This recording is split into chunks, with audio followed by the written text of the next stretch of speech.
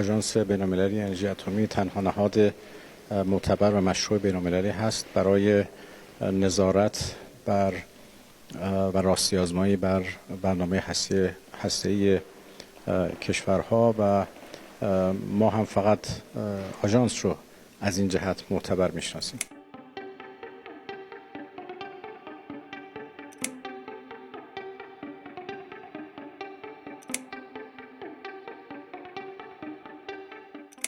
UN nuclear watchdog chief Rafael Grossi met the head of Iran's atomic energy agency, Mohammad Eslami, ahead of a fresh round of nuclear talks between Tehran and Washington. Iranian and U.S. delegations are to gather in Rome on April 19th for a second round of Omani-mediated negotiations, a week after the longtime foes held their highest-level talks since U.S. President Donald Trump abandoned a landmark nuclear accord in 2018. There were no immediate details on Grossi's meeting with Eslami, but Iran's reformist Shargh newspaper described his visit as strategically significant at the current juncture. On April 16th, Grossi met with Foreign Minister Abbas Araghchi, who led the first round of talks with U.S. Special Envoy Steve Witkoff on April 19th. Araghchi said he had had a useful meeting with the International Atomic Energy Agency chief. The IAEA can play a crucial role in the peaceful settlement of the Iranian nuclear file in the coming months, he said. اقتضا می‌کرد که ما مدیر کل آژانس بین‌المللی انرژی اتمی رو در جریان روند امور قرار بدیم، چرا که آژانس حتما نقش بسیار مهمی رو در ادامه مسیر میتونه ایفا بکنه و باید ایفا بکنه. آژانس بین‌المللی انرژی اتمی تنها نهاد معتبر و مشروع بین‌المللی هست برای نظارت بر و راستی‌آزمایی بر برنامه هسته‌ای کشورها و ما هم فقط آژانس رو از این جهت معتبر میشناسیم. یک دوران پرفراز و نشیبی رو و طولانی رو در همکاری با آژانس داشتیم و البته شکایت‌هایی داریم، ولی در مقاطعی هم آژانس به وظیفه خودش به درستی عمل کرده. ما در ماه‌های آینده نقش آژانس رو خیلی مهم می‌دونیم و تأکید داریم که این نقش عاری از امیال سیاسی یا تلاش‌های سیاسی برخی از کشورهای عضو شورای حکام باشه. Grossi said their meeting was important. Cooperation with IAEA is indispensable to provide credible assurances about the peaceful nature of Iran's nuclear program at a time when diplomacy is urgently needed, he said on X. Before heading to Iran, Grossi told French newspaper Le Monde that Tehran was not far from possessing a nuclear bomb. As Iran moves a step closer to finalizing a nuclear deal with the United States, U.S. President Donald Trump has warned Tehran against a drive for nuclear weapons, saying he would not shy away from military actions on a Middle Eastern country's atomic facilities if it desists from its activities. Yesterday that you're making a decision on Iran very quickly. Yeah. What do you mean by that? Well, they have to solve their problem very quickly. Iran wants to deal with us, but they don't know how. They really don't know how. We had a meeting with them on Saturday.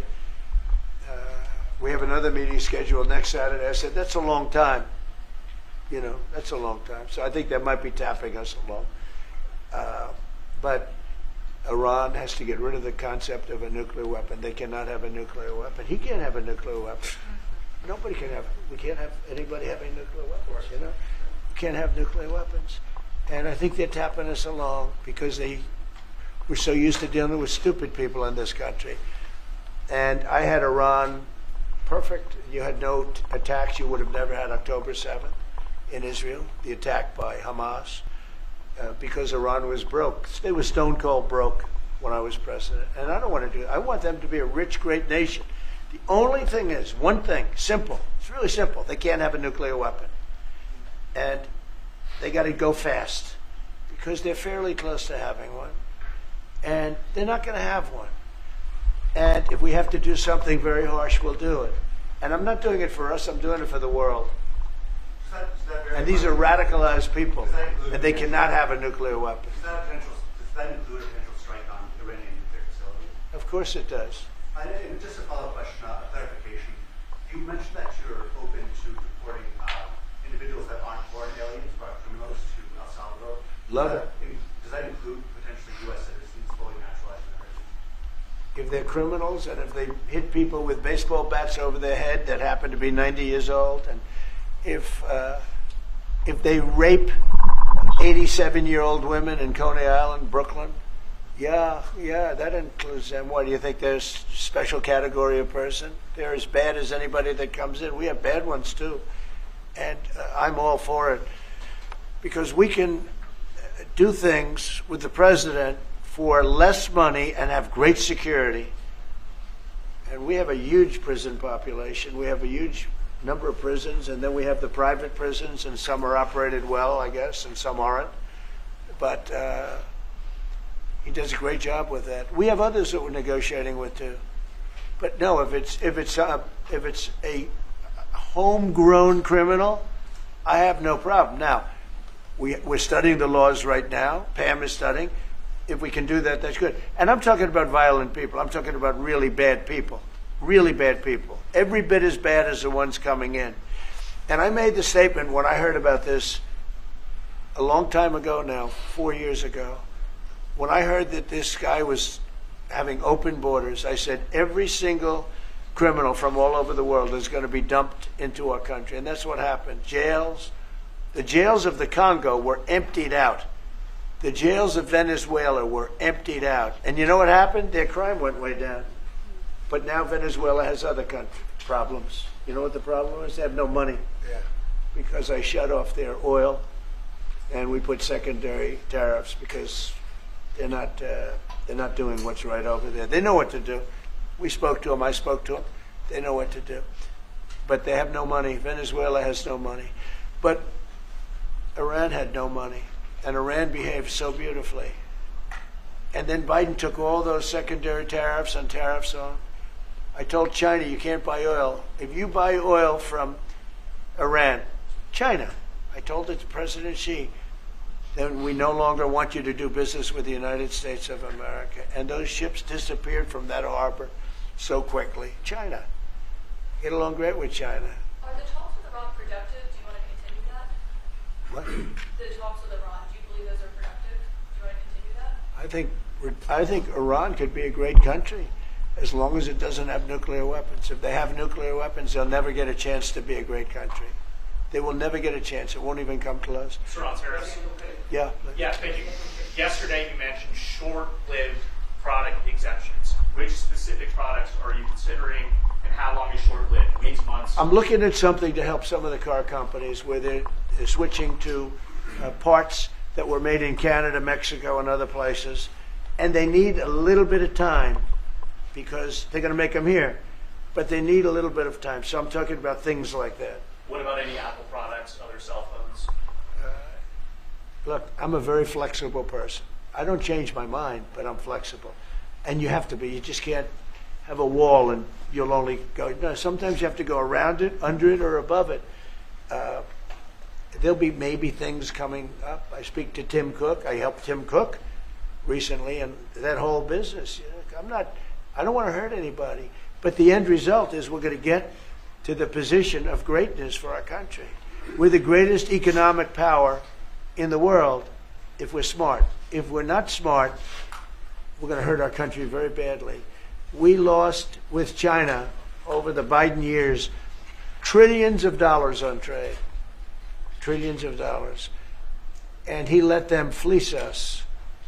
And we can't do that anymore. And you know what? I don't blame China at all. I don't blame President Xi. I like him. He likes me. I mean, you know, who knows? Who the hell cares? Do you have any updates on? But you know what? What? Do you have any updates with talks with China? No, let me just tell you this. I don't blame China. I don't blame Vietnam. I see their meeting today. Is that wonderful? That's a lovely meeting. They're meeting, like trying to figure out how do we screw the United States of America. Don't forget, the European Union was formed to do just that. The European Union was formed to hurt the United States and on trade. And they get us on NATO because they don't pay their bills. But now, since I got involved, they have been paying their bills. I took in over $600 billion for NATO. Nobody took in anything. I mean, they were all delinquent. They had 8 nations out of 28 paid their bills. The rest of them were way delinquent. And I said, if you don't pay your bills, we're not going to protect you anymore. And the money poured in over 600. The Secretary General last week made that statement. He said, I've never seen anything like it. We couldn't get anybody to pay because the United States was footing the bill for NATO. Well, we got hurt there, and we got hurt on trade, likewise, European Union. And they've got to come to the table, and they're trying to.